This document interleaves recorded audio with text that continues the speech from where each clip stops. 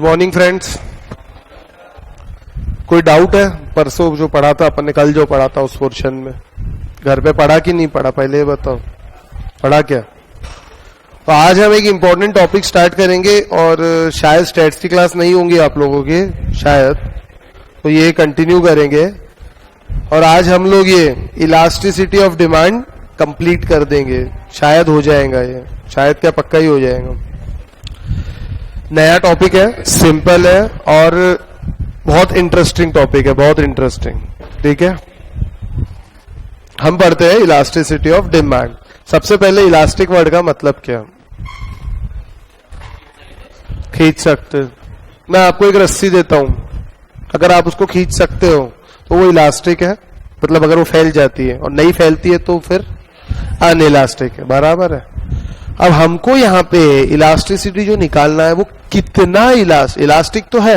अब वो इलास्टिक मैंने आपको दिया हाथ में, इलास्टिक तो है, लेकिन कितना? अगर मैं आपको ये निकालने का बोलूं तो आप कैसे निकालोगे? मैंने इलास्टिक हाथ में दिया तो आप ऐसा इमेजिन करोगे, एक इलास्टिक आप ताकत ज्यादा लगा रहे हो, फैल कम रहा है, मतलब ये लेस इलास्टिक है। थोड़ी सी ताकत लगा रहे, बहुत फैल रहा है, ये हाई इलास्टिक है। ताकत लगाते जा रहे, फैल ही नहीं रहा, कुछ भी नहीं हो रहा, तो ये रस्सी है भैया, ये जीरो इलास्टिक है। जितनी ताकत लगा रहा उतना ही फैल रहा, ये नॉर्मल वन इलास्टिक है। अब मैं इतनी सी ताकत लगा रहा और वो पूरा फैल गया एकदम से, तो ये इनफाइनाइट इलास्टिक है। ऐसा मन से बोल सकते कि नहीं बोल सकते? ये मन से आपके। हमको पढ़ना है elasticity of demand with respect to price. Price में चेंज होने से डिमांड चेंज होती है, ये तो आप लोगों को मालूम है, आप लोगों ने पढ़ा है ना। As the price goes up demand goes down, and as the price goes down demand goes up. Price और डिमांड में इनवर्स रिलेशन है, बराबर है। एक बढ़ता है तो दूसरा कम होता है। अभी तक तो ये पढ़ा, पर कितना? प्राइस कितना कम हुआ तो डिमांड कितनी बढ़ी, प्राइस कितना बढ़ा तो डिमांड कितनी कम हुई, ये कौन बताएगा? ये बताएंगे आपके इलास्टिसिटी ऑफ डिमांड। इसकी डेफिनेशन है द डिग्री ऑफ रिस्पॉन्सिवनेस। क्या है इसकी definition? The degree of responsiveness of quantity demanded of a good to changes price. Price के चेंज होने के कारण डिमांड में कितना चेंज आता है, या कितना जो भी कम ज्यादा होता है, उसको हम कितना, ये कितना निकालना है, तो ये कैसे निकालेंगे? इलास्टिसिटी से। सिंपल, बस यही होता है इलास्टिसिटी। एक मिनट, हेलो हेलो, चलिए तो अब एक बार कुछ एग्जांपल्स पढ़ते हैं पहले, और हमको यहाँ पे डिस्कस करना है दोस्तों प्राइस इलास्टिसिटी के बारे में। ठीक है, देखिए, till now we were concerned with the direction of the changes in price and quantities demanded. Now we will try to measure these changes, or to say we will try to answer by how much does the demand change due to change in price. कितना? अब हमको कितने का जवाब देना है। कुछ situation दी हुई है। As a result of fall in price of radio from 500 to 400, quantity demanded increase from 100 to 150. बराबर, भाव कम होने से रेडियो की डिमांड बढ़ गई। As a result of fall in price of wheat from 20 kilogram to 18 per kilogram, quantity demanded rises from 500 kilogram to 200 kilogram. As a result of fall in price of salt from 9 to 7.5, demand quantity increases from 100 to 1000 to 1005. First case देखो, पहला वाला, बताओ ज्यादा elastic है कि कम elastic है? Normal अपना दिमाग से जो भी समझ में आता, साइंस वालों बोलो। 500 से 400 रुपए कितना कम हुआ? 100 रुपया। और डिमांड कितनी बढ़ गई? 50। अगर मैं आपको बोलूं बेटा परसेंटेज टर्म्स में निकालो तो कितना भाव कम हुआ है? 500 से 400, 20% कम हुआ। और डिमांड कितनी बढ़ गई? 100 से 50, 150 हो गए। परसेंटेज कितनी बढ़ी? 50% बढ़ गए। 50% बढ़ी ना, 100 थी अब 150 हो गए। प्राइस का कम होने का परसेंटेज कम है, डिमांड बढ़ना ज्यादा है, यानी ज्यादा इलास्टिक है। सेकेंड केस देखो, 20 रुपए से 18 हुआ, कितना परसेंट कम हुआ बेटा? 10% कम हुआ। साइंस वालों को मैथ्स तो समझता ही है। 10% कम हुआ और डिमांड कितनी बढ़ गई? 500 से 520, कितना परसेंट हुई सर? 4% के आसपास है, 4 ही है, यानी लेस इलास्टिक है। देखो प्राइस कितना बढ़ गया आपका, कितना कम हुआ? 10% कम हुआ। 20 से 18 हुआ, मतलब 10% प्राइस कम हुआ और डिमांड में कितनी बढ़ोतरी है? सिर्फ 4%, लेस इलास्टिक। इसके बाद लिखा है 9 से 7.5 हो गया, नमक का भाव 9 से 7.5 हो गया, कितना परसेंट कम हुआ? करीब 20% के आसपास कम हुआ, अप्रोक्सीमेट। डिमांड कितनी बढ़ी? नहीं के बराबर, नेग्लिजिबल। सीधी सी बात है, नमक अगर सस्ता मिलेगा तो क्या डबल डालोगे क्या खाने में? डबल की कंजम्पशन बढ़ा दोगे क्या? नहीं सर, कैसे बढ़ाएंगे? नमक तो जितना जरूरत है उतना ही लगेगा, उससे ज्यादा नमक हम नहीं खा सकते। 3 तरह की इलास्टिसिटी है, क्या तीनों में चेंज है? Radio more elastic, wheat less elastic और salt in elastic, zero elastic या निग्लिजिबल, एकदम नहीं के बराबर। तो भैया इलास्टिसिटी जो रहती है ना, ये 5 तरह की रहती है, जो आप अभी अपन देखेंगे। लेकिन अभी ये समझ में आया कि इलास्टिसिटी मतलब पक्का डेफिनेशन है जो हमको याद नहीं रखनी, सिर्फ समझना है। 4th point, elasticity of demand as the responsiveness of quantity demanded of a good to change in one or more variable on which demand depend। demand किस पे डिपेंड रहती है? प्राइस पे। उसके अलावा भी और भी वेरिएबल है प्राइस के अलावा, taste of consumer, preference, income, ये सारी चीजें भी रहती है। लेकिन अभी मैं कौन सी बात कर रहा हूं? मैं प्राइस की बात करता हूं, तो इसको क्या बोलेंगे बेटा? Price elasticity. और अगर मैं इसके अलावा बात करूं, मैं मान लीजिए कंज्यूमर की इनकम पे इलास्टिसिटी की बात करूं, तो उसको बोलेंगे income elasticity, degree of response, income elasticity. बहुत सारी अलग अलग रह सकती है, लेकिन अभी हमको कौन सी पढ़नी है? पहले सिर्फ प्राइस पढ़ना है। प्राइस समझ में आ गया तो प्राइस हटा के बाकी डालते जाओ, अपने आप सब चीज निकल के आ जाएंगे। तो पहले प्राइस इलास्टिसिटी हम स्टार्ट करते हैं, ठीक है। अलग अलग वेरिएबल्स के बारे में दिया हुआ है प्राइस के अलावा। देखिए प्राइस है और प्राइस के अलावा क्रॉस इलास्टिसिटी रहती है, इनकम इलास्टिसिटी रहती है, एडवर्टीजमेंट इलास्टिसिटी रहती है, इलास्टिसिटी ऑफ सब्सटीट्यूशन रहती है। ये भी हम लोग देखेंगे एक एक चीजें यहाँ पे। सबसे पहले किसकी बात करूं मैं? Price elasticity. 1 बाय 1 स्टार्ट करते हैं। सिंपल चीज है, अभी समझ लो, काम खत्म हमेशा के लिए। इतनी अच्छी चीज है, अच्छी है ना, हमेशा काम में आने वाली है। तो भैया क्या निकली? अभी मैंने आपको ये रेडियो का आपने बताया, चलो ये रेडियो पहला देखो। ये रेडियो में आपने क्या बोला था कि ज्यादा इलास्टिक, आपने कैसे बताया था? परसेंटेज निकाला था, आपको डेटा दिया हुआ है, 4 डेटा दिया हुआ है। पहले कितना प्राइस था, अब कितना प्राइस है, पहले कितनी क्वांटिटी थी, अब कितनी क्वांटिटी है। क्या आप परसेंटेज निकाल सकते हो? निकाल सकते? पहले कितना प्राइस था बेटा, अभी कितना प्राइस है? अगर मैं आपको बोलूं what is percentage change in price, तो आप क्या बोलोगे? सर पहले 500 था, अब 400 हुआ, मतलब सर 20% प्राइस कम हुआ। 20% कैसे निकाला? 500 का 20% 100 होता है। प्राइस कितने से कम हुआ? 100 से। 500 का 20% कितना होता? 100। इसके बाद मैं आपको बोलूं बेटा डिमांड कितनी से बढ़ गई, क्वांटिटी, तो आप बोलोगे पहले सर 100 थी, अब 150 हो गई, यानी 50 बढ़ गई। तो 100 का कितना परसेंट बढ़ा? 50% इंक्रीज हुआ। तो यही तो होता है इलास्टिसिटी। क्या होता है elasticity? Percentage change in quantity demanded upon percentage change in price. अब ये रेडियो का ही एग्जांपल देख लो। What is percentage change in quantity demanded? 50%। What is percentage change in price? What will be the elasticity? 2.5 गुना elastic है। और simple terms में बताऊं, और सिंपल टर्म्स में थोड़ा सा, मैंने आपको एक झापड़ मारा, कस के बिल्कुल, और आपने भी उतने कस के मुझे वापस लगा दिया। एक मैंने लगाया, एक आपने लगाया, equal elasticity. Elasticity will be 1, यानी न्यूमरेटर और डिनोमिनेटर जब सेम रहेगा तो इलास्टिसिटी क्या रहेगी? 1 रहेंगी ना। न्यूमरेटर डिनोमिनेटर सेम रहेगा तो कट जाएगा। मान लो 50% प्राइस में चेंज हुआ, 50% डिमांड में चेंज हो गया, यूनिट इलास्टिक 1। मैंने आपको 1 लगाया, आपने 2 लगाया, डबल इलास्टिक, 3 लगाया, ट्रिपल इलास्टिक, यानी इलास्टिसिटी इज ग्रेटर देन 1। मैंने आपको 1 लगाया, आपने धीरे से लगाया या आधी झापड़ लगाई फॉर एग्जाम्पल, धीरे से, मतलब मैंने जितनी तेजी से लगाया था आपने उससे कम लगाया, तो ये क्या हुआ? Less elastic, less than 1। मैंने आपको लगाया, आपने कुछ भी नहीं किया, 0, और मैंने आपको सिर्फ इतना सा बोला अबे, और आपने मुझे 5-7 लगा दिया, ये क्या है? इनफाइनाइट। ये क्या हो गई? इनफाइनाइट। समझ आया क्या? अभी समझा बराबर?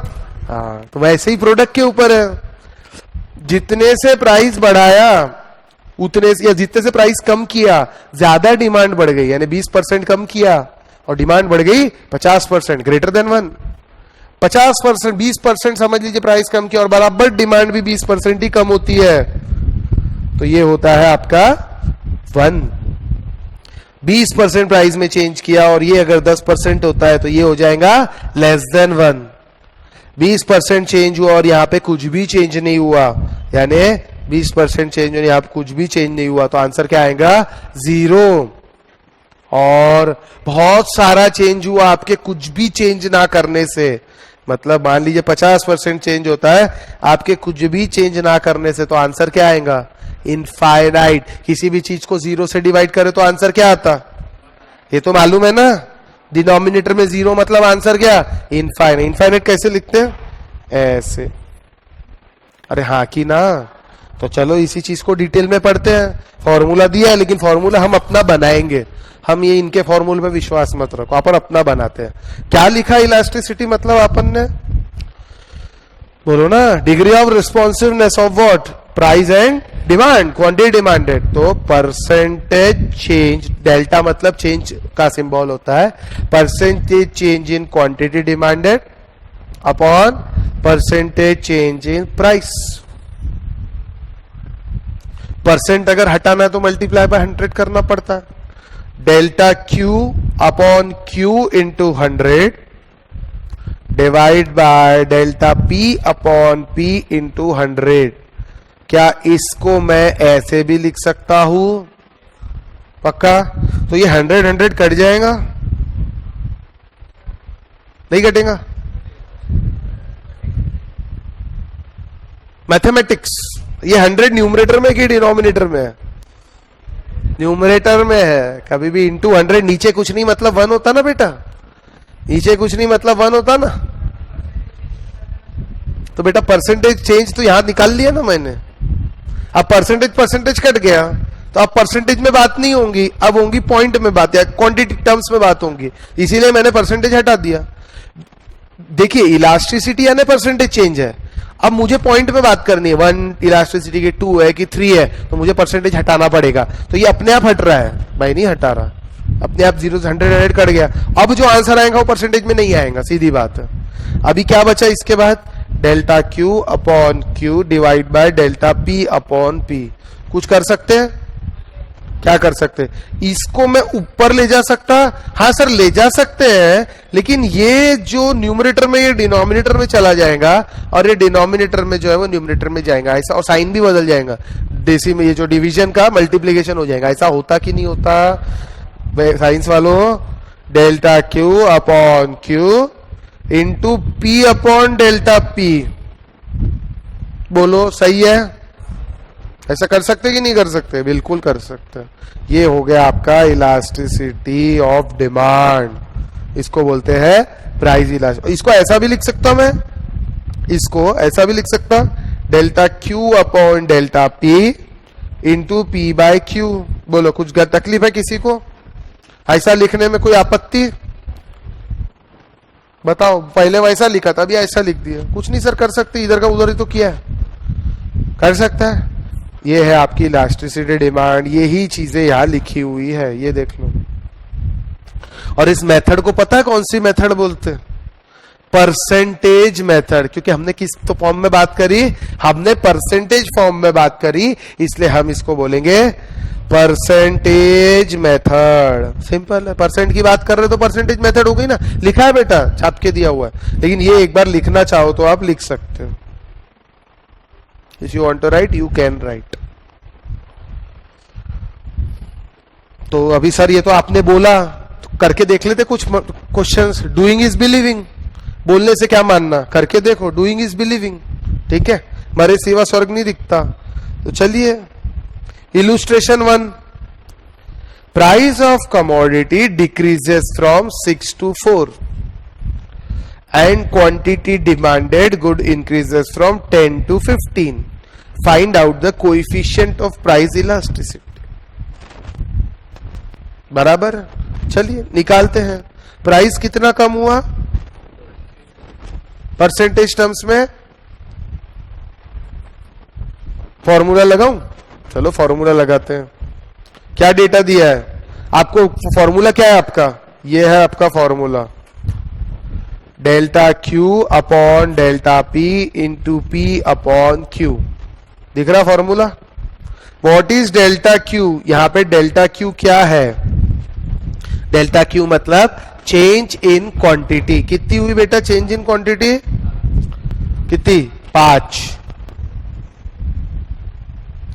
What is delta P? What is change in price? 2 रुपए फर्क पड़ा ना, 6 से कितने पे आ गया? 4 पे आ गया।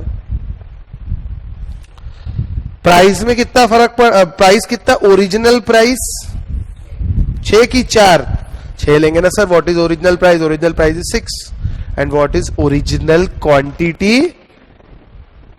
देख लो ना यहाँ पे 10 से 15 हुई, यार ओरिजिनल क्वांटिटी हो गई 10। हा कि ना? अभी आंसर क्या आएगा? 1.5 की माइनस 1.5?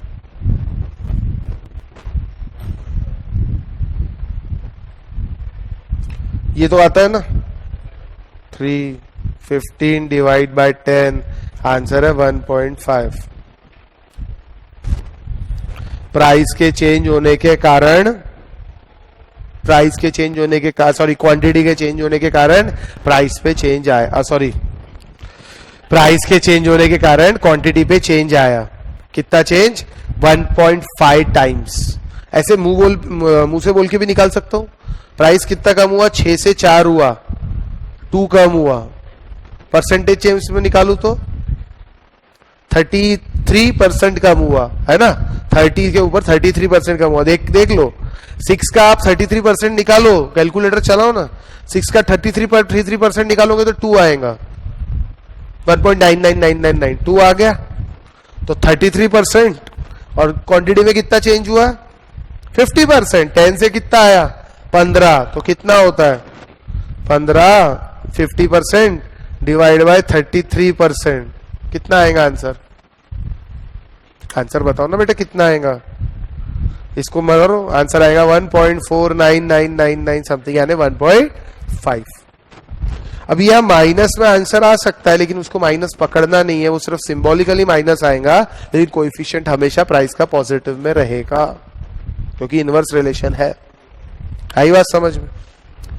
इसके बाद इसके अंदर क्या चीज है आपको बाद में बताऊंगा, मल्टीपल चॉइस क्वेश्चन जब हम करेंगे, जब ये चीज और अच्छे समझ में आएंगी। दूसरा इलुस्ट्रेशन आप कर सकते हो क्या? देखो क्या लिखा है दूसरे इलुस्ट्रेशन में।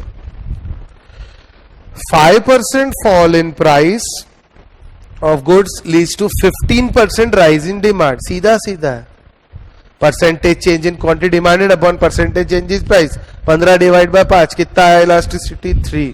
परसेंटेज अपने आप हट गया, तो क्या आया? 3।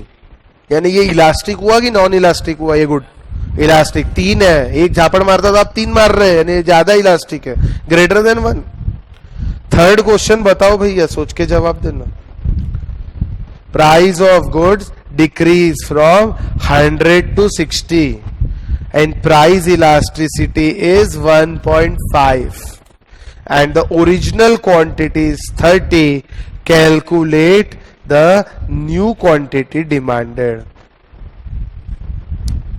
डेटा देखो, आपको इलास्टिसिटी दी हुई है, कितनी दी है? 1.5 दी है। आपको ओरिजिनल प्राइस दिया है, न्यू प्राइस भी दिया है, यानी चेंज इन प्राइस बताओ कितना है? 40। ओरिजिनल क्वांटिटी डिमांडेड दिया है, देखो ना क्वेश्चन देखो ना, ओरिजिनल क्वांटिटी डिमांडेड 30 है बेटा, और आपको निकालना क्या है, न्यू क्वांटिटी निकालना है। यानी डेल्टा क्यू अगर पता चल जाए तो मैं न्यू क्वांटिटी निकाल सकता हूं। डेल्टा क्यू अगर मुझे पता चल जाए तो मैं न्यू क्वांटिटी निकाल सकता हूं। भैया ओरिजिनल 30 है और डेल्टा मान लीजिए 20 अगर मैं बोलता हूं तो न्यू क्वांटिटी कितनी आ जाएंगी, 50। चेंज मिल जाए तो न्यू क्वांटिटी कभी भी बता सकते हैं, हाँ कि ना। तो अपना फॉर्मूला लगा सकते हैं, elasticity of demand is equal to delta Q upon delta P into P by Q, हाँ कि ना। इलास्टिसिटी कितनी दी है, 1.5। डेल्टा क्यू पता है क्या, डेल्टा क्यू पता है क्या, नहीं सर यही तो निकालना है। डेल्टा पी पता है, हाँ कितना है, 40 into 100 original price divide by quantity 30, हाँ की ना। 1.5 is equals to delta Q, ये 40 कट होके ये हो जाएगा 2.5, है ना, हाँ की ना। तो 2.5 into delta Q divide by 30, इसको और लिख सकता हूं 30 इंटू 1.5, ये इधर जाएगा, कितना होता 30 इंटू 1.5, 45 होता, divide by is equal to delta Q into 2.5। आगे क्या करूं, 45 divide by 2.5 is equal to delta Q, delta Q is equal to 45 divide by 2.5। कल कैलकुलेटर चलाओ कितना आया, delta Q is equal to 18। और ओरिजिनल को अब नई क्वांटिटी निकालना है तो कैसे निकालेंगे सर, ओरिजिनल 30, चेंज आपने बोला 18 का, तो न्यू क्वांटिटी विल बी 48। इसमें मैथमेटिक्स के अलावा और कुछ है, समझ आया, हाँ कि ना। आगे चलू। अब इतने से इकोनॉमिक्स लोगों का मन नहीं भरा, ये तो एक मेथड बोली परसेंटेज वाली, दूसरी मेथड बोलते प्राइस वाली बताएंगे, बोलते कौन सी वाली मेथड बताएंगे, price elastic, sorry point method. ये मेथड थी, ये परसेंटेज मेथड थी। पहली मेथड हमने पढ़ी बेटा परसेंटेज मेथड, दूसरी मेथड बोले इन्होंने पॉइंट मेथड बनाएंगे। ठीक है भैया, तो पहले पॉइंट होता क्या है वो तो समझ ले, हाँ कि ना। याद करो आपका डिमांड कर्व कैसा रहता था बेटा, डिमांड कर्व हम लोग एक प्लॉट करते थे ऐसा, और ऐसा डिमांड कर्व ऐसा जाता कि ऐसा जाता, ऐसा। तो स्ट्रेट लाइन बना लूं अभी का समझने के लिए। मान लो ये आपका हो गया डिमांड कर्व, इसका नाम देता हूं डी, बराबर। अब सवाल ये है कि इलास्टिसिटी निकालना है, क्या निकालना है, इलास्टिसिटी। यहां हम हमेशा क्वांटिटी लिखते हैं, यहां हम लिखते हैं प्राइस, और मेथड है अपनी पॉइंट इलास्टिसिटी। तो ये क्या होता है, ये डिमांड कर्व के किसी भी पॉइंट पे अगर मैं इलास्टिसिटी निकालना चाहूं तो मैं ये निकाल सकता हूं, कौन सी मेथड यूज करके, पॉइंट इलास्टिसिटी मेथड यूज करके। कैसे, ये पॉइंट पे निकालना है, ये पॉइंट पे निकालना है, ये पॉइंट पे निकालना है, ये पॉइंट पे निकालना है, या ये पॉइंट पे निकालना है, मैं निकाल सकता हूं। एक सिंपल सा फॉर्मूला है, lower segment upon upper segment. क्या है, lower segment upon upper segment. ये क्या होता भैया, lower segment upper segment, lower यानी नीचे का, अपर यानी ऊपर का, इतना सबको मालूम है कि नहीं है। तो इसके अंदर कैसे अप्लाई करूं सर, बता देता हूं। इस पॉइंट पे व्हाट इज लोअर, इसको पहले नामकरण कर देते ना, यहां डी दे दिया ना, इसको देखो A B C capital D, और इसको स्मॉल डी दे देता हूं, ठीक है, नामकरण कर दिया। इस पॉइंट पे इलास्टिसिटी निकालना है, what is the lower segment, B D, बेटा इस पॉइंट पे निकालना है, तो यहां से लेके यहां तक का पार्ट हो गया आपका लोअर सेगमेंट। पूरी लाइन की बात कर रहे हैं ना। तो अपर सेगमेंट क्या हुआ सर, यहां से लेके यहां तक का पार्ट हो गया अपर सेगमेंट, बराबर है। तो lower segment upon upper segment जो हमने यहां पे लिखा है, ये एकदम बीच से कट किया है, इक्विलिब्रियम पॉइंट है, तो जितना नीचे उतना ही ऊपर रहेगा। मान लीजिए ये 1 सेंटीमीटर है, ये 1 सेंटीमीटर है, ये 1 सेंटीमीटर है, ये भी 1 सेंटीमीटर है, चारों को मैंने इक्वल से कट किया। तो 2 centimetre upon 2 centimetre, what will be the answer? 1। यानी यहां पे इलास्टिसिटी ऑफ डिमांड कितनी रहेंगी? 1। नीचे चलते हैं थोड़ा, इस पॉइंट पे, सी पॉइंट पे निकालना है। Lower segment upon upper segment, बोलो कैसे निकालू? लोअर सेगमेंट कितना है बेटा? अपर सेगमेंट कितना है? What will be the elasticity? 0.33। That means कहना है से इलास्टिसिटी इज लेस देन 1। इस पॉइंट पे निकालू, इस पॉइंट पे, ये ए वाले पॉइंट पे कैसे निकालेंगे? Lower segment upon upper segment, बोलो क्या निकलेगा? 3/1 सर, 3। यानी इलास्टिसिटी इज ग्रेटर देन 1, बराबर है। अब ध्यान से सुनना, 2 पॉइंट बचे हैं। इस पॉइंट पे lower segment upon upper segment, lower segment कितना है? अपर सेगमेंट कितना है? 0। इस पॉइंट पे 0 रहता है, देख लो ना भैया। आंसर क्या है बेटा? इनफाइनाइट। कभी भी 0 आ गया मतलब इनफाइनाइट। इस पॉइंट पे भी निकाल ले, क्या रहेगा? लोअर सेगमेंट अपॉन अपर, यानी लोअर क्या है? 0 डिवाइड बाय अपर क्या है? 4। आंसर आएगा 0।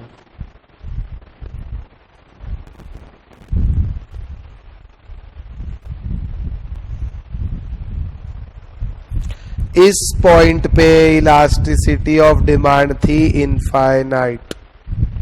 इस पॉइंट पे इलास्टिसिटी ऑफ डिमांड थी ग्रेटर देन 1। इस पॉइंट पे इलास्टिसिटी ऑफ डिमांड थी इक्वल टू, सॉरी, हाउ बेटा, हाउ गलती हो गई, इक्वल टू 1। इस पॉइंट पे इलास्टिसिटी ऑफ डिमांड थी लेस देन 1 और इस पॉइंट पे इलास्टिसिटी ऑफ डिमांड थी 0। इस पॉइंट के अगर मैं ऊपर जाऊंगा तो इलास्टिसिटी 1 से आगे बढ़ती जाएंगी और यहां तक पहुंच के वो इनफाइनाइट हो जाएंगे। इस पॉइंट के मैं नीचे जाऊंगा कहीं पे भी तो वो 1 से कम होती जाएंगी और आखिर में 0 हो जाएंगे। और इसके अगर गलती से बेटा आगे चला गया तो माइनस, सर माइनस रहती क्या? रह सकती ना। मैंने आपको झापड़ मारा और आपने मुझे प्यार किया, ये हो गई माइनस। गांधी जी, एक झापड़ मारा आपने, दूसरा गाल आगे किया, माइनस। हो सकता है? नहीं हो सकता। चीज के प्राइस कम हो गए और डिमांड और कम हो गई, negative elasticity. Is it possible?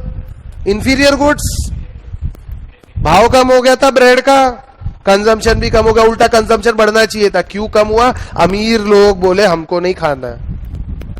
Giffen goods के अंदर इलास्टिसिटी अलग रहेंगी कि नहीं रहेंगी? इन इलास्ट। आई बात समझ में? ऐसा हम पढ़ेंगे और आगे। अभी के लिए समझा क्या ये चीज कि नहीं समझा? ये बना दिया, चलो अच्छी बात है। और ये आपका इक्विलिब्रियम रहता है जहां पे इलास्टिसिटी हमेशा 1 रहती है। नेगेटिव यानी ये तो क्वाड्रेंट माइनस में चला गया ना, इसको बोलते हैं नेगेटिव इलास्टिसिटी। आया समझ में? क्योंकि देख लो यहाँ पे अगर मैं बोलूं तो लोअर सेगमेंट अपॉन अपर, अपर बहुत सारा है, लोअर कम है, लोअर जबकि माइनस है, लोअर -1 अपॉन अपर 4, तो आंसर क्या आएगा? -0.25। आंसर तो माइनस में आएगा कि नहीं आएगा? क्लियर है ये सबको? 2 इलास्टिसिटी पढ़ी अपन ने, कौन सी पढ़ी? प्राइस इलास्टिसिटी पढ़ी एक ही है लेकिन 2 मेथड पढ़ी है। कौन सी मेथड? एक परसेंटेज मेथड, एक है पॉइंट मेथड। इतने से भी मन नहीं भरा इन लोगों का, इकोनॉमिस्ट लोगों का, बहुत जालिम है ये। एक और मेथड दे दी तीसरे इकोनॉमिस्ट ने, वो बोले आर्क इलास्टिसिटी निकालो। बोले वो क्या बोले? डिमांड कर सीधा नहीं रहता, हमेशा ऐसा कर्व रहता ना। ठीक है भैया, कर्व बना लेते हैं। तो ये जो रहता ना इतना, इसको बोलते आर्च, ARC, आर्क। तो ये आर्क की इलास्टिसिटी निकालना है। क्या लॉजिक है इसके पीछे? डिमांड कर्व ऐसा भी रहता है और कई बार ऐसा भी रहता है, थोड़ा ज्यादा कर्व ऐसा हो सकता है। Is it possible? हाँ सर, कर्व तो कितना भी निकल सकता है। कैसे? देखो बताते हैं। मान लीजिए आपके पास दो डेटा है, दो डेटा, ध्यान दो, नहीं सही में हर चीज का कंसेप्ट समझना बहुत जरूरी है। यूनिट्स, क्वांटिटी, सॉरी यूनिट्स नहीं, हाँ यूनिट्स यानी क्वांटिटी, और यहां लिखता हूं प्राइस। वो मैंगो का एग्जाम्पल या कोई भी एग्जाम्पल है, 5 रुपए भाव था तो हम 1 यूनिट लेते थे, 2 रुपए भाव था तो सॉरी 5 नहीं, 4 रुपए भाव था तो हम दो किया, 3 रुपए पे हमने 3 किया, 4 रुपए सॉरी 2 रुपए प्राइस हो गया तो हमने कितना किया? 4, और जब 1 रुपए प्राइस होगा तो हमने 5। ये प्राइस के बढ़ने, चेंज होने के कारण यूनिट बढ़ते जा रहे हैं। अगर मैं इसका ग्राफ ड्रॉ करूं,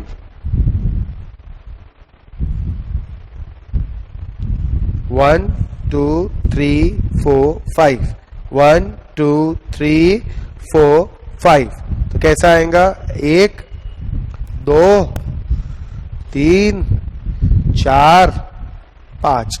अगर मैं नॉर्मल इलास्टिक, आर्च कम रहेगा कि ज्यादा रहेगा? एकदम निग्लिजिबल आर्च रहेगा। अब मैं थोड़ा चेंज करता हूं, कहां पे? मैं यहां पे चेंज करता हूं। 5 रुपए था तो 1 यूनिट, 4 रुपए था तो 2 यूनिट, फिर 3 रुपए था तो 5 यूनिट, 2 रुपए था तो 10 यूनिट, और 1 रुपए था तो 20 यूनिट। क्या ऐसा भी कर सकते? हाँ, क्यों नहीं कर सकते? लॉ तो वही है ना, price goes up demand goes down, sorry price goes down demand goes up, यही लॉ है।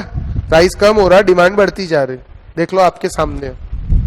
कितने से बढ़ेंगी? यही तो इलास्टिसिटी है, लॉ ने बता दिया। अब चलो इसको प्लॉट करो भला।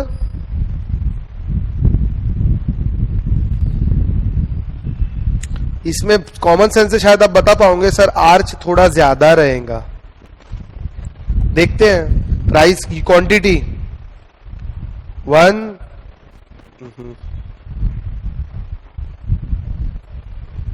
क्वांटिटी एक काम करते हैं, 2 इवन फिगर्स में स्टार्ट करते हैं। 2 4 8 नहीं 8 नहीं सॉरी 6 8 10 12 14 16 और आगे 20 वगैरह आएगा। प्राइस 1 2 3 4 5। 5 रुपए पे कितना यूनिट है बेटा? यानी यही कहीं तो भी है बराबर। 2 रुपए पे कितना यूनिट है? सॉरी 4 रुपए पे कितना यूनिट है? 2। ये यूनिट है आपका, ये 4 रुपया, ठीक है। उसके बाद प्राइस 3 रुपए पे कितना यूनिट हो जाता है? 5, यानी यहां कहीं तो भी जाता है। उसके बाद 2 रुपए में 10 यूनिट, वेरी गुड, सीधा यहां आ गए आप। उसके बाद 1 रुपए में 20, यानी यहां पे मार दूं, चलेगा? और आगे समझ, 16 ले लो, इसको लो। कैसा कर्व बनेगा? कुछ ज्यादा ही राउंड बना, कुछ आर्च बचेगा। हाँ सर, काफी सारा आर्च बचेगा। सही बात समझ में कि नहीं आ रही? यानी अब आपको ये देख के, वो वाला ग्राफ देख के क्या लगा था इसके पहला? बराबर जितने से प्राइस में कम ज्यादा हो रहा है उतने से क्वांटिटी, तो वो तो सिंपल इलास्टिसिटी बन रहती थी हर पॉइंट पे, इसलिए आर्च बैठता ही नहीं था। यहाँ पे आर्च थोड़ा ज्यादा बैठेगा, कर्व थोड़ा ज्यादा कॉन्वेक्स रहेगा टू द ओरिजिन। इसको क्या बोलते हैं? आर्च इलास्टिसिटी निकालना। यहां देख के बताओ प्रोडक्ट ज्यादा इलास्टिक है कि कम इलास्टिक है? प्राइस में 1 कम हो रहा, 1 कम हुआ, 2 1 कम हुआ, ज्यादा कम हो गया, फिर 1 कम हुआ, बहुत ज्यादा हो गया, फिर 1 कम हुआ और ज्यादा हो गया। यहाँ पे परसेंटेज 50%, यहाँ पे और ज्यादा, यहाँ पे डबल हो गया 100%, यहाँ पे उससे ज्यादा। समझ आ रहा कि नहीं आ रहा? आर्च ज्यादा बनेगा। स्टीपर और फ्लैटर 2 चीज होती है। स्टीपर मतलब 2 तरह की सीढ़ियां रहती, सीढ़ी समझता? एक स्टेयरकेस ऐसी रहेंगी, इसको बोलते हैं फ्लैटर। एक स्टेयरकेस ऐसी रहेंगी, इसको बोलते हैं स्टीपर। स्टीपर उतरने में दिक्कत होती है, चढ़ने में दिक्कत होती है, और फ्लैटर में चढ़ना भी आसान, उतरना भी आसान, हाँ कि ना? तो वैसे इलास्टिसिटी कर्व भी रहता है। स्टीपर भी रहता है और फ्लैटर भी रहता है। कैसे बताएंगे? बताते हैं, वो भी बताते हैं। उसके पहले हम आर्च इलास्टिसिटी का फॉर्मूला देखते हैं। क्या देखते हैं? फॉर्मूला। तो भैया ये ज्ञानी लोगों ने एक फॉर्मूला दिया है, बोलते इलास्टिसिटी मतलब Q1 minus Q2 upon Q1 plus Q2 into P1 plus P2 upon P1 minus P2। कुछ नहीं, उसी फॉर्मूले को थोड़ा घुमाया है इसने। कैसे? सर Q1 माइनस Q2 होता क्या है? चेंज डेल्टा Q, और Q1 प्लस Q2 यानी टोटल। Q1 नया है या Q1 पुराना है, ये Q2 नया है, तो चेंज निकाला तो दोनों को माइनस किया तो चेंज आता है, और दोनों की टोटल किया तो मतलब total quantity into P1 plus P2 क्या हुआ? टोटल प्राइस का और change in price. Delta Q upon total divide by delta P upon total P। ऐसा भी लिख सकता क्या मैं इसको? अरे ऊपर से नीचे लाते, मैंने ऊपर से नीचे लेकर, नीचे से ऊपर लाते, मैंने ऊपर से नीचे ले गया, क्या गलत किया? इसी को तो आप ऐसा लिखते हो ना, ऐसा लिखना है तो इसको आप ये देखो ना, इसको आप अगर यहां से ऊपर ले जाओगे तो ये रिवर्स नहीं हो जाएगा। वही तो किया मैंने, और क्या किया? तो ये फॉर्मूला डायरेक्टली आपके नोट्स में लिखा हुआ है। आई बात समझ में? तो यहाँ परसेंटेज की बात नहीं कर रहे या टोटल और उसकी बात कर रहे, इसलिए टोटल क्वांटिटी निकाला। अगर इनटू 100 करते बेटा तो ये परसेंटेज आ जाता, लेकिन परसेंटेज की बात करना ही नहीं है, डायरेक्ट फॉर्मूला। बराबर है? ये समझ आया? तो अब ए फॉर्मूले के साथ आप कभी भी कुछ भी निकाल सकते हो, क्योंकि सर हमको Q भी दिया रहता है, Q2 भी दिया रहता है, ये सब दिया हुआ रहता है, और चेंज तो हम कभी भी निकाल सकते हैं। Q1 Q2 P1 P2 तो हमेशा हर फॉर्मूले में दिया हुआ ही रहता है ना। यस और नो? हर क्वेश्चन में दिया हुआ रहता है। देखिए इलुस्ट्रेशन, ये देखो इस क्वेश्चन में दिया है, ये इलुस्ट्रेशन 1 में P P Q Q P1 P2 Q1 Q2 already आपको दिया हुआ है। हाई बात समझ में? P1 is original price, sorry, और P2, हाँ P1 is original price, P2 is new price, Q1 is original quantity, Q2 is new quantity. आई बात समझ में? हाँ कि ना? कुछ तो बोलो। चलिए ठीक है, एक इलुस्ट्रेशन और यहाँ पे दिया हुआ है, देखना है देख सकते हो। यहाँ पे Q1 है 5, Q2 है 12, P1 है 10 और P2 है 5। दिख रहा क्या? प्राइस कम होने से डिमांड में फर्क आ गया, तो ये हमने फॉर्मूला लगाया, आंसर आया कितना? 1.23। अब हो सकता है ये माइनस में आए, लेकिन हम लोगों को इसको कोएफिशिएंट को थोड़ी देर के लिए साइड रखना है। क्यों? ये आगे बताऊंगा। माइनस में नहीं पकड़ना, और माइनस में कब लेना? जब प्राइस कम होने के कारण डिमांड भी कम हो रही है, तो इलास्टिसिटी माइनस है। यहां पे ऐसा हो रहा है क्या? ये चार जो Q1 Q2 P1 P2 मैंने आपको बताया, इसमें हो क्या रहा है बेटा? क्या हो रहा बताओ? प्राइस बढ़ रहा है कि कम हो रहा? ओरिजिनल प्राइस कितना है? 10, न्यू प्राइस कितना है? 5। क्वांटिटी पे क्या असर हुआ? ओरिजिनल क्वांटिटी कितनी है? 5, न्यू क्वांटिटी कितनी है? 12। प्राइस कम हुआ, क्वांटिटी बढ़ी, लॉ ऑफ डिमांड बराबर है। अगर लॉ ऑफ डिमांड के हिसाब से नहीं हुआ तो नेगेटिव इलास्टिसिटी रहेगी। कैसे? मान लो अगर मैं यहां पे कुछ तो भी चेंज कर देता हूं, इसको मैं 2.5 कर देता हूं।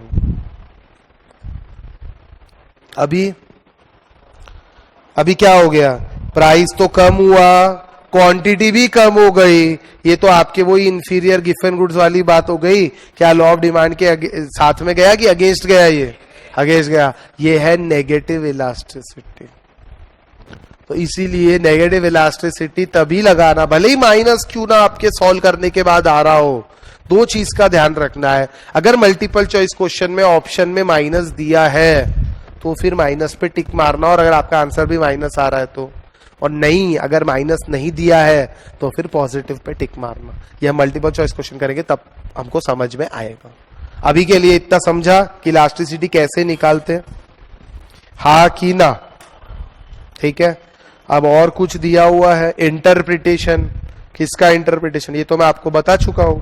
इलास्टिसिटी 0 भी रहती है, 1 भी रहती है, ग्रेटर देन 1 भी रहती है, लेस देन 1 भी रहती है, और इनफाइनाइट भी रहती है।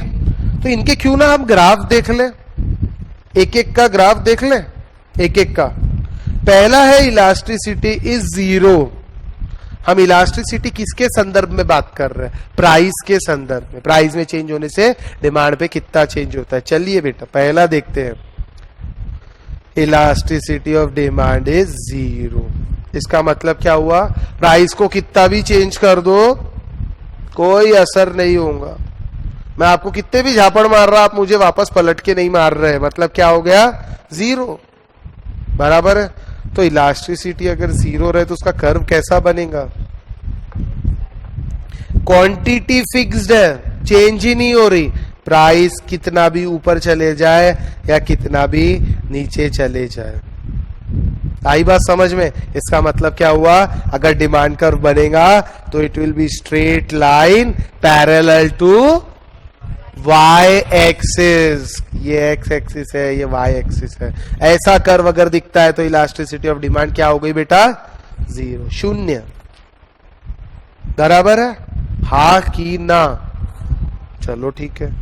दूसरा देखें, इलास्टिसिटी ऑफ डिमांड इज 1। मतलब ये कब पॉसिबल है 1?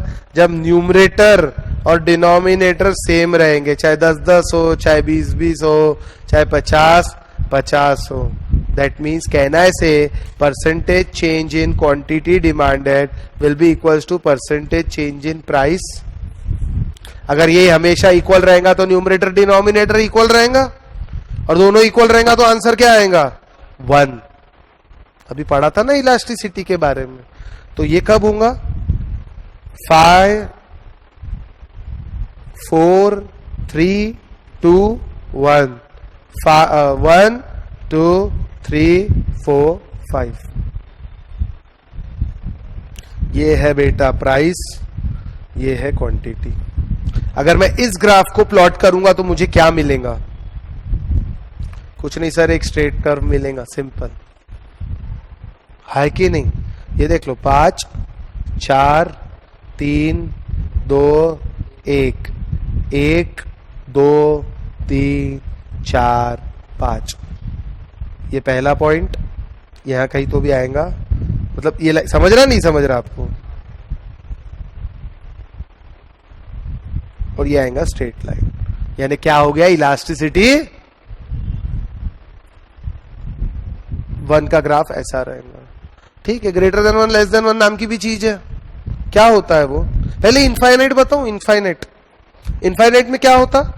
मैंने आपको सिर्फ अबे बोला, आपने लगा दिए 5-7 मेरे को।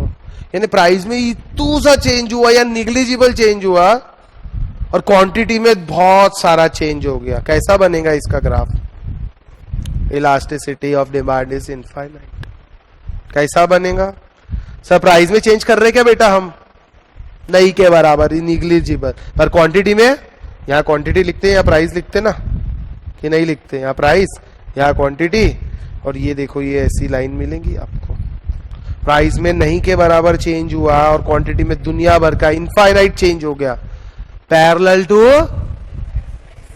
यानी जब भी मैं बात करूं elasticity of demand is infinity, तो demand curve will be parallel to X axis.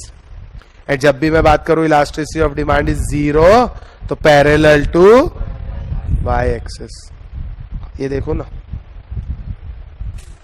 ऐसे क्वेश्चन आएंगे मल्टीपल चॉइस में। वहां सोचते और सोच के जवाब देना, गलती मत कर देना, आसान है। समझे कि नहीं समझे? बोलो क्या डाउट है? नहीं समझा? समझाना। हाँ,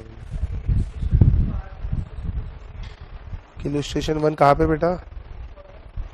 पेज नंबर कौन सा? 2.13 पे। हाँ कर सकते ना, क्यों नहीं कर सकते? बिल्कुल कर। नहीं कर सकते। हाँ कर सकते ना, क्यों नहीं कर सकते? कैसे डिफरेंस आएगा बेटा? तो डेटा ही तो अलग है भाई। 6-4 इलस्ट्रेशन मैंने पेज नंबर 2.13 का बोल रहे हैं ना आप? अच्छा, आर्च इलास्टिसिटी सॉल्व कर रहे हो तो आंसर अलग हो सकता ना, क्यों नहीं हो सकता? आ सकता है ना, बिल्कुल आ सकता है, लेकिन ग्रेटर देन 1 आ रहा क्या? यही इसी को इससे सॉल्व कर रहे तो हो सकता है ना, क्यों नहीं हो सकता? तीनों इलास्टिसिटी आंसर सही आएंगे जरूरी नहीं है, हो सकता है ना, हो सकता है, बिल्कुल हो सकता है, क्यों नहीं हो सकता? करके देखे सॉल्व, देख लो। Price, commodity price decreases from 6 to 4, यानी P1 कितना है 6, P2 कितना है 4, क्वांटिटी कितनी है इंक्रीज, Q1 कितना है 10 और Q2 कितना है 15। चलिए लगाओ फॉर्मूला, कहां है अपना फॉर्मूला? एक सेकंड Q1 माइनस Q2 कितना है? Q1 माइनस Q2 5 और Q1 plus Q2 25 into P1 plus P2 कितना है 10, P1 माइनस P2 कितना है 2। करो सॉल्व।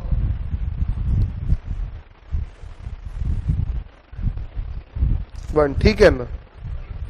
हो सकता है अलग अलग मेथड से, ऐसा जरूरी नहीं है हर मेथड से आंसर एक है।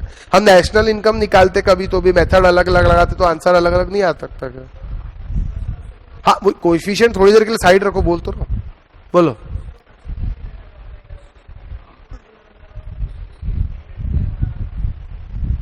तो क्या प्रॉब्लम है? अलग आ सकता ना, क्यों नहीं आ सकता? आपको जिस क्वेश्चन में दिया रहेगा कौन से मेथड से निकालना है वो मेथड, हाँ 100%। और अगर कुछ नहीं दिया रहे ना बेटा तो वो परसेंटेज वाली मेथड लगा देना। हाँ, हमेशा नथिंग इज स्पेसिफाइड मतलब वो परसेंटेज मेथड कहना चाह रहा है, और अगर वो पॉइंट इलास्टिसिटी बोलता है या आर्च इलास्टिसिटी बोलता है तो स्पेसिफिकली स्पेसिफाई करेगा ये रास्ते से निकालना है। Nothing is specified then you have to apply percentage method. अलग आ सकती है, इसमें कोई तकलीफ नहीं है, बिल्कुल आ सकती है। मेथड बदलते कई बार हम आंसर अलग आता है हमारा। इसके बाद ये समझ में आया कि पैरेलल, तो दो चीज और रह रही है, एक है elasticity of demand will be greater than 1 और एक और रहती है elasticity of demand is less than 1। चलिए इलास्टिसिटी लेस देन और ग्रेटर देन 1 का भी निकाल लेते हैं थोड़ा सा। पहले बात करते हैं लेस देन 1 की, ग्रेटर देन 1 जो भी आप बात करना चाहो। चलो अभी इसका डेटा लगाएगा। डेटा बताओ किसका कर्व फ्लैटर और किसका कर्व स्टीपर। अभी इधर ध्यान दो, इधर ध्यान दो मेरे तरफ, इधर मतलब बोर्ड पे। सिंपल से बात करेंगे, कठिन वो काम नहीं करेंगे। Original price P, original quantity Q। दिख रहा नहीं दिख रहा?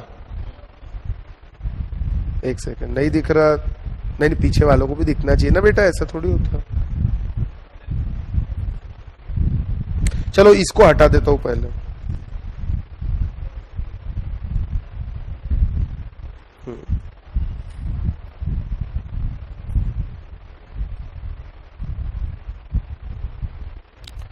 Original price P, original quantity Q बराबर है। प्राइस बढ़ता है इतना 1 सेंटीमीटर या एक रुपया, डिमांड बढ़ेगी कि कम होंगी? कम होंगी ना, प्राइस बढ़ती डिमांड कम होती है। पहला पॉइंट ये था। दूसरे में डिमांड थोड़ी ज्यादा कम हो गई साहब आपकी, प्राइस कम तो हुआ, सॉरी प्राइस बढ़ा, लेकिन प्राइस जितना बढ़ा डिमांड कम हुई लेकिन और ज्यादा कम हो गई। ऐसा हो सकता है? क्यों नहीं हो सकता? ये बन गया आपका डिमांड कर्व। क्यों गड़बड़ है? कोई गड़बड़ है क्या? नहीं, इसको एज इट इज रहने देते हैं। दूसरे सिचुएशन पे आता हूं। इसकी अपोजिट सिचुएशन पॉसिबल है क्या बच्चों? हाँ सर, क्यों नहीं पॉसिबल है? वही प्राइस ज्यादा बढ़ गया, ये ओरिजिनल क्वांटिटी Q थी, क्वांटिटी कम हुई लेकिन सर थोड़ी सी हुई।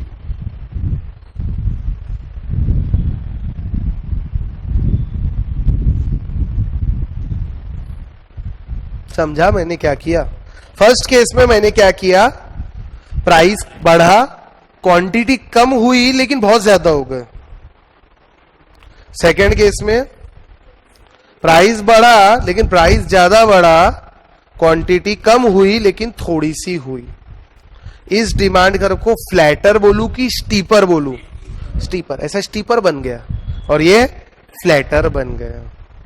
इसकी इलास्टिसिटी ग्रेटर देन 1 है कि लेस देन 1 है? वही percentage change in quantity upon percentage change in price. Price का परसेंटेज चेंज कम है, क्वांटिटी का परसेंटेज चेंज ज्यादा है। मान लो ये 2 है तो ये 1 है, तो आंसर आएगा ग्रेटर देन 1। तो यहां आंसर क्या आएगा? परसेंटेज चेंज क्वांटिटी कम है यानी न्यूमरेटर मान लीजिए 1 है तो ये 2 है, तो आंसर हमेशा लेस देन 1 आएगा। यानी परसेंट इलास्टिसिटी ऑफ डिमांड अगर लेस देन 1 है तो demand curve is steeper. Elasticity of demand greater than 1 है तो demand curve is flatter. I can say flatter demand curve represent elasticity is greater than 1. Steeper demand curve represent elasticity is less than 1. मैं ऐसा बोल सकता कि नहीं बोल सकता? Can I say this? Yes. अभी जितना बड़बड़ किया लिखा है ये सब बेटा छाप के भी दिया है, देखो जरा, दिख रहा? ये सब 5 केस दिए। पेज नंबर अगर आप निकालोगे, पेज नंबर 2.15, तो इस पे 5 आपको केसेस दिख रहे हैं। दिख रहे क्या? दिखते? और ये 5 आपके डिमांड कर। अब घर जाके क्या करोगे?